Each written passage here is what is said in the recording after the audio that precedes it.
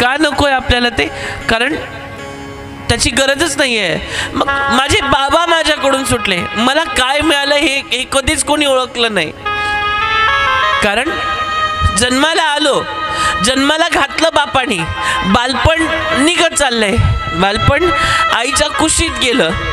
बापाला वाटूनही असं झोपताना कधी कुशीत घेता आलं नाही. का नाही जगता आलं? खरंच कारण माझा बाप कधी जगलाच नाही. मी वाटेत असूनही मला माझ्या बापाला मिठी मारता आली नाही.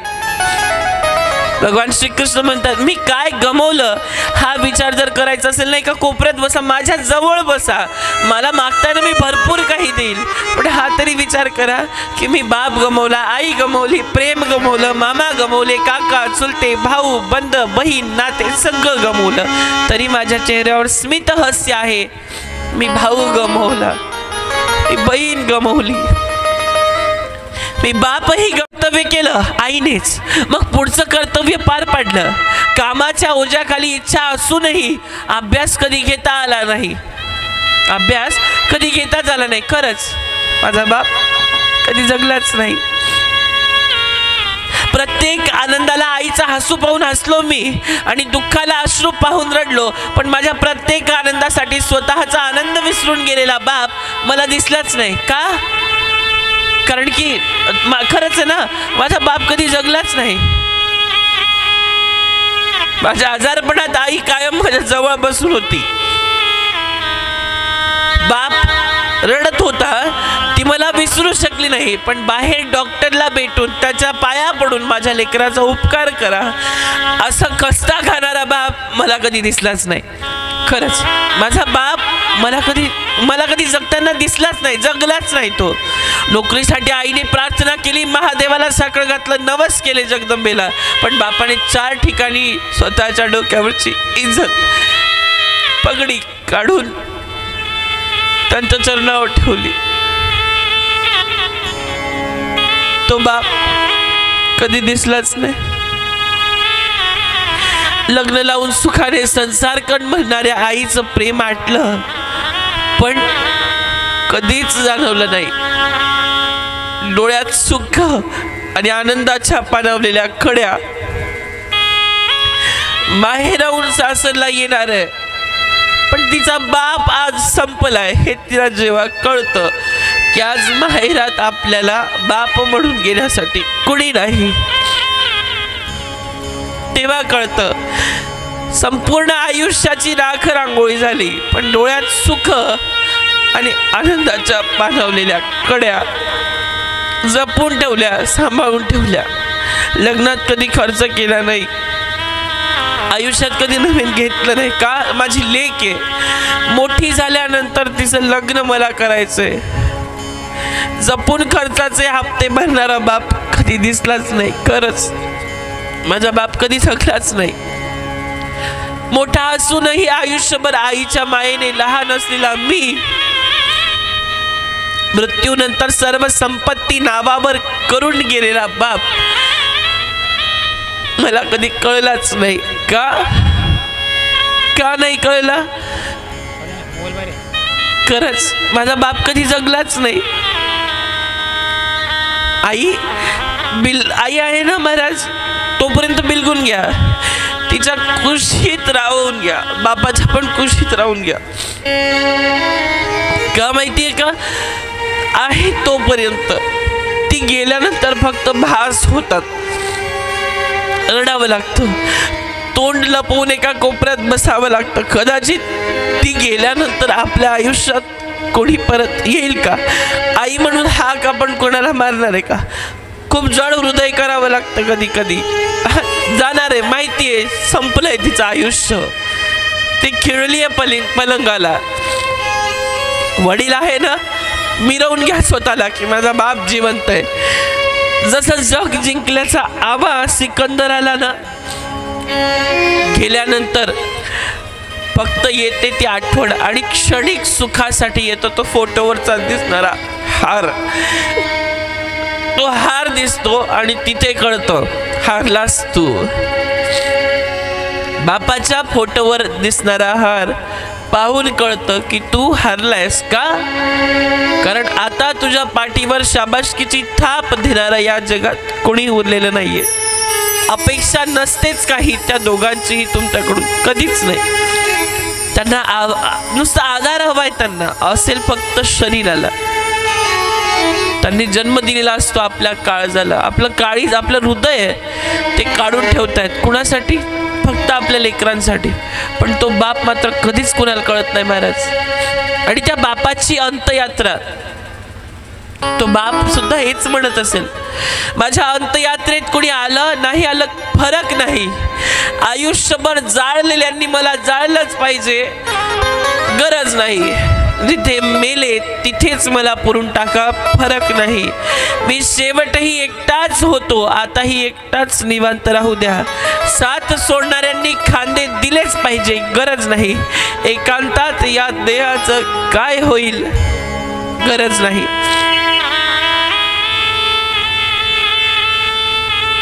गरज नाहीये मला कुणाची. महाराज, बाप काय असतो ना हे त्या कृष्णाला कळलं, पण या कलियुगात असताना आपल्याला कळलं नाही. कारण तो गेल्यानंतरच आपल्याला त्याची किंमत कळते. आणि ज्याला कळाली ना त्यालाच त्याचा मुलगा म्हटलं गेलं, पुत्र म्हटलं गेलं. महाराज, या संसारात सुख नाहीये. मायबाप आहे तोपर्यंत. बाबा असतो वडासारखा, मातीत घट्ट रुतून कुटुंबाला सावली देणारा, स्वतः ऊन अंगावर सोसणारा, पण लेकरांच्या पंखात बळ देणारा तो बाबा असतो. त्याला बाबा बाप म्हटलं गेलं. कधी माया होऊन झुला झुलवणारा, कधी आयुष्यात लहानपणी पाठीवर साखरचं पोतं म्हणून घेऊन फिरणारा बाप,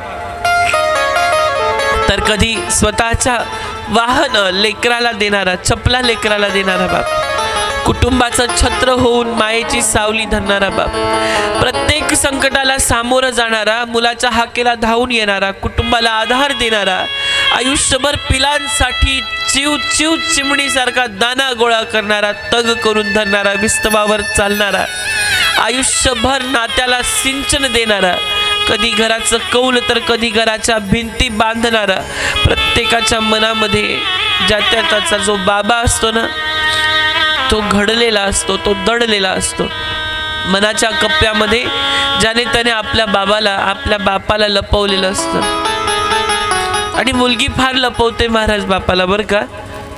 पोरांपेक्षा जास्त मुलगी फार लपवते. का माहितीये? लावलाय माझ्या जन्माचा खेळ. का लावलाय माझ्या जन्माचा खेळ? एक मुलगी एका अशा बापाला विचारते की तो गर्भामध्ये तिची हत्या करणार आहे. असेही बाप जन्माला आलेले आहेत आज. ती मुलगी विचारते, बाबा का लावलाय माझ्या जन्माचा खेळ? जन्माला यायच्या आधीच बसेन तुमच्या अपेक्षांना मेळ. मीही आहे ना तुमच्या रक्तमासात समावलेली, का माझ्याकडे बघताय परक्या नजरेने? का लावलाय माझ्या जन्माचा खेळ? माझ्या जन्माचा केलाय विकार, का जन्माला यायच्या आधी देताय मला नाकार? मलाही यायचं या जगात, बघायचे सूर्यचंद्र आणि तारे. मी तारा तुमच्या नजरेचा, घेऊ द्या मला झेप उंच भरारी. नका मारू बाबा मला येऊ द्या जन्माला, नका करू माझ्या जन्माचा तिटकार. मी तर आहे तुमच्या नवचैतन्याची धार. नका डांबू मला कोठडीत, नका आईच्या गर्भात करू माझे तुकडे. मोकळा श्वास आहे माझ्या मुठीत, होऊ द्या माझ्या पंखात बळ. घेईल मुठीत जग, नका ठेवू मला पडद्या मागे, नका ठेवू मला पडद्याच्या मागे. काळाचा मागोवा येतोय माझ्या मागे मागे, येतोय माझ्या मागे मागे. बाबा नका ना मारू मला, बाबा नका मारू. कारण आयुष्यात बाप असणं फार गरजेचं आहे. सौभाग्य पूरे होते हैं जिनके, जिनके घर में बेटियां पैदा होती है. अभागे होते हैं जो लोग, उनके घर में बेटे पैदा होते हैं. विचार करू नका की तुम्हाला एक मुलगी आहे, दोन मुली आहेत, तीन मुली आहेत. त्या बापाची आठवण फक्त लेकच काढते आयुष्यभराच्या शेवटच्या टोकापर्यंत. तशी आठवण तो कृष्ण त्या सुदामासाठी रडतोय. त्या कृष्णाला त्या सुदामामध्ये सर्वस्व दिसतंय. त्या मित्रामध्ये त्याने आपलं जग ओळखलं. आताचे मित्र बोलू पण नाही त्यांच्याविषयी असं वाटतं कधी कधी. तर महाराज, तुला या सुखभोगाचा हव्यस नाही का रे? तू का आला नाही माझ्याकडे लवकर? मोक्षाचा मार्ग कसा चालायचा हे गुरु सांगतात, पण तसे करणारे थोडेच असतात. पिता उपनयन करणारा व आत्मज्ञानाचा उपदेश देणारा असे 3 गुरु असतात. तुला आठवतं? मी तर म्हणेन की तुझ्यात माझ्यात सर्वत्र व्यापून असणारा आत्मा तो मीच आहे. बघा काय म्हणताय, तुझ्यात आणि माझ्यात आपण दोघीच आहोत. माझ्यात सर्वत्र व्यापून असणारा आत्मा मी आणि तूच आहे. ज्ञानी गुरुसेवेने व गुरुकृपेनेच होतो. संन्यासी धर्मापेक्षाच गुरुच्या आज्ञेचा चतुर्वर्ण आणि 4 आश्रम घेतल्या गेलेत. धर्म, अर्थ, काम आणि मोक्ष. धर्म म्हणजे बैल आहे. त्या धर्माच्या सेवेसाठी अनेक लीला भगवंतांनी केल्या. त्या गोमातेच्या सेवेसाठी म्हणतायत की मी संन्यास पत्कारू शकत नव्हतो कारण मला लीला करायची होती, पण तू ब्राह्मण असून गोमातेची अशा दरिद्रतेत सेवा केली. तुझ्या चातुर्वर्णाला मी काय सांगू.